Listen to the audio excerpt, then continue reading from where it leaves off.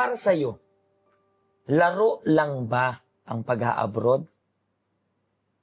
Tingnan natin yung story natin ngayon kasi yung reason niya is parang laro lang. Baka ikaw na nanonood sa akin ngayon, balak mo mag-abroad. Curiosity, kuno.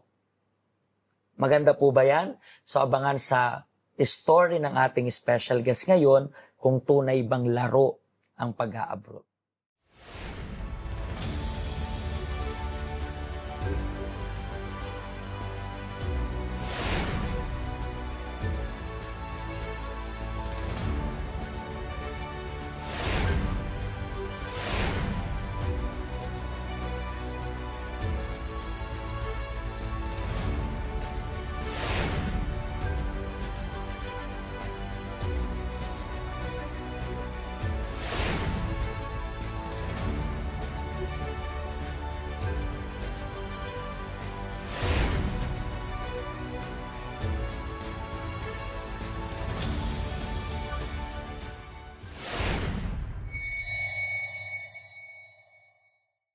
Kasama ko po yung special guest natin right now.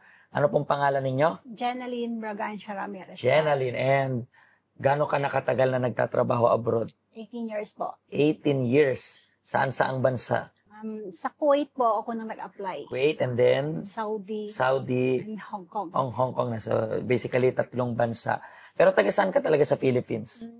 Ako po taga Alamada, North Cotabato. Cotabato. So, pero doon ka po talaga naka-stay or? Nung nag-apply ako, nakapag-asawa kasi ako ng taga Los Baños, Laguna.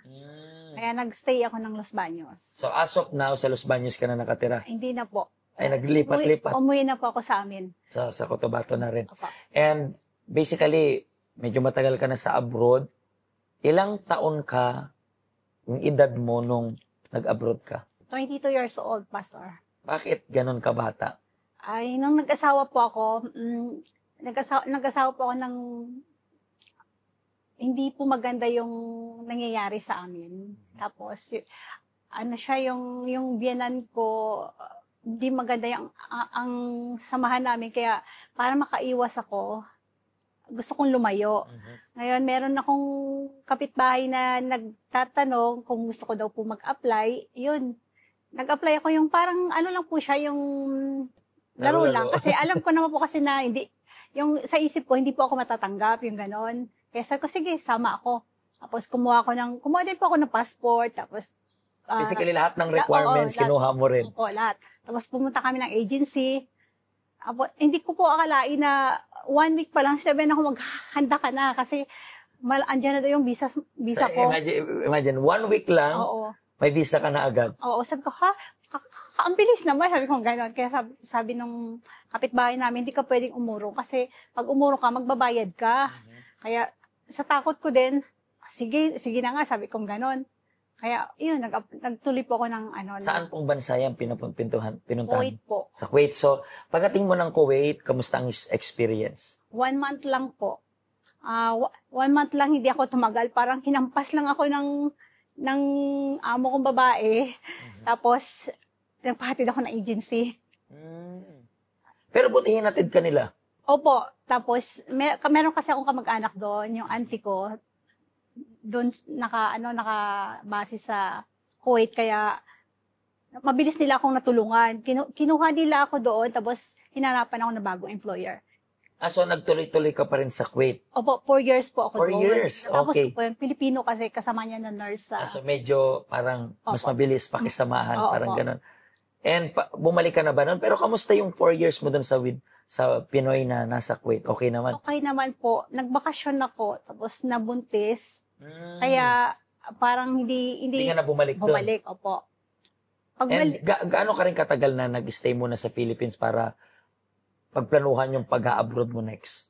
Yung lumaki-laki na po yung anak ko na babae, yung youngest ko, 1-year-old pa lang siya, nagbalik na uli ako. Yun na po yung hindi maganda nangyari sa akin to.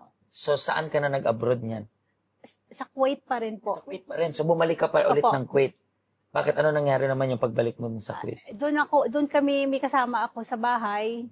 Tapos, yung hindi maganda yung attitude ng amo ko, tapos yung salary namin, 5 buwan na hindi niya binigay, nagdesisyon yung kasama ko na umalis kami. Sa takot ko din na maiwan ako mag-isa, sumama ako sa kanya, tumakas kami. Pumunta kami ng embassy. Akala ko naman, pag pumunta ka sa embassy, Diretso Pinas na. oo po yung gano'n. Tapos, yung hindi, iba silang. Pero yung sa akin kasi, worst, yun ang pinaka-worst na ano kasi, pangatlong kulungan. Nakulong kami na, akala ko sa embassy lang po talaga. Hindi pala gano'n. Sa dami kasi ng mga tumatakas, iniwalay kami. Ako napunta sa Women's Foundation. Napakalungkot. Marami Parang mas worse pa yung nangyari. po. So basically, kapag ano yung parang doon sa bansa na yun, bawal kang tumakas talaga, parang gano'n. Bawal po sobra. Parang Bawal. Kailangan mong makulong, parang gano'n. 3 buwan po bago ako. O kabigyan ng ticket pabalik, parang gano'n. Repatriation po yung tawag po nila. Yung pinakahuli na kulungan, yun yung kasama na halo na kami sa yung mga ano talaga, jail talaga siya. Na talagang yung mga may krimen. Opo, may mga kasama kami na ano pag yung nagpupuka na yung mga silda. Sobrang nakakatakot siya. Kaya nung sabi na ng bansang Kuwait na pwede na kaming magbiyahe pa uwi balik sa Pilipinas. Lahat kami ng mga Pilipino na mga kasama ko nakakulong. Ang saya namin.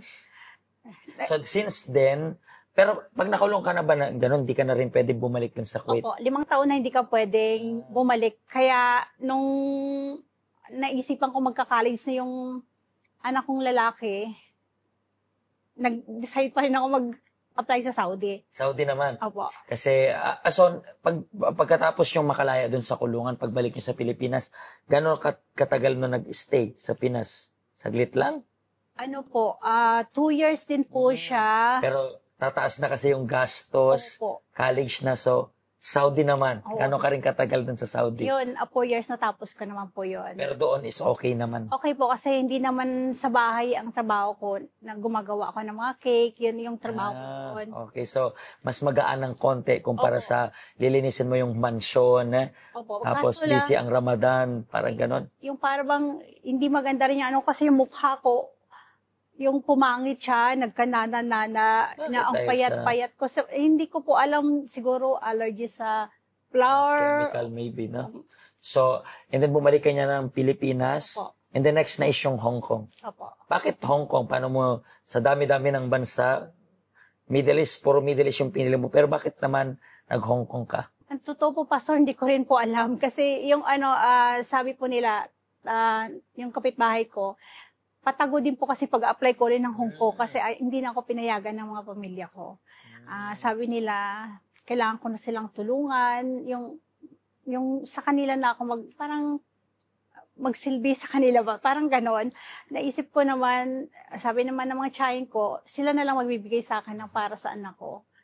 Sabi ko, ayoko nang sa kanila, umasa, kasi alam ko naman yung mga ugali po ng mga tiyahin ko. Tapos kaya, patago na naman po ako nag-apply. Isang nalaman nila, yun, nagkasamaan na naman kami ng loob. Pero pagdating mo dito, mga gano'n ka nakatagal rin dito sa Hong Kong asap mo? 6 years po. 6 years, nakailang amo ka na rin. 2 po. Itong huling amo na to, yung current mong amo ngayon, gano'n ka nakatagal dyan? Pangatlong contract ko na po. Pangatlo. So sa una, Finish po, contract lang po finish ako. ka contract. Pero alam ko nakapagtrabaho ka na sa Middle East and then Hong Kong. Ano naman yung pinagkaiba nitong dalawang to? Sa Hong Kong, andito nakakasimba ka na, nakakalabas ka na, yung nagagawa. May day off na. Opo. Basically sa Middle East, wala talaga. Wala po. Talagang ang lungkot ng maranasan mo sa Middle East. So basically dito sa Hong Kong, parang mas okay kasi mas makakalabas ng stress rin kapag stress sa amo. Pero napaka-interesting kasi yung una mong laro-laro lang. Alam mo yun, ang salimuot ng pinagdaanan mo. Umabot pa sa nakakulong ka, umabot sa nawili ka na rin mag-abroad. Diba? Kasi minsan, baka ikaw po nanonood sa akin ngayon.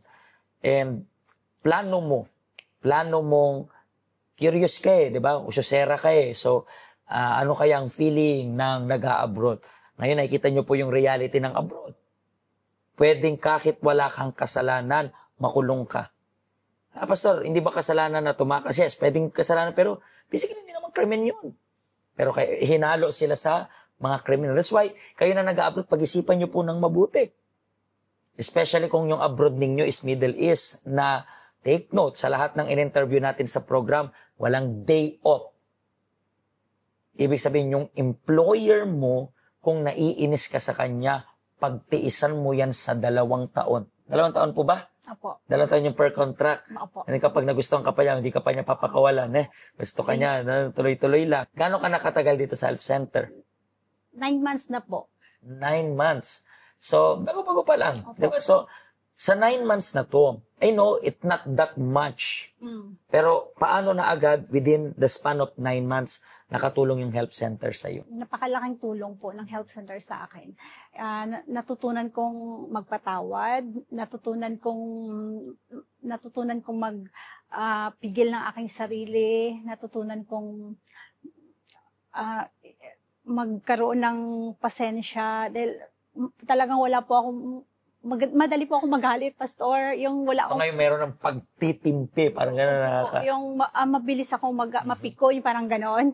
Tapos, yung emptiness po, yung kakulangan sa loob, parang sa loob butas. na napunan. Actually, this is very interesting. Kasi marami tayong mga kababayan na maybe mayroong butas rin sa kalooban ninyo. Then you're trying na, hindi, iinom mo lang yan, you're gonna be full of something sa loob mo. Pero hindi naman talaga yan eh. Sa case niya, natagpuan niya lang yung kukumpleto sa kanya nung dumating siya dito sa health center. Hindi dahil sa church, hindi dahil sa building, kundi dahil dyan sa Panginoong Jesus. Yan po yung gusto namin na makilala ninyo. Believe me, kapag nakilala nyo po yung Diyos, magiging ayos yung lahat. Hindi dahil wala na kayong problema, pero mapupunan yung kulang sa kalooban ninyo. Katulad sa nangyari sa special guest natin today. Maraming salamat po sa pag-special guest ngayon. I believe maraming na-inspired sa testimony mo na akala laro-laro lang yung abroad. More than sa laro-laro is napakaseryoso nito, di ba? So, mga kaibigan, pag-isipan mo. Balak mo mag-abroad, pag-isipan mo ng doble, triple, pag-isipan mo ng mabuti. Pagpalain po kayong lahat ng Diyos.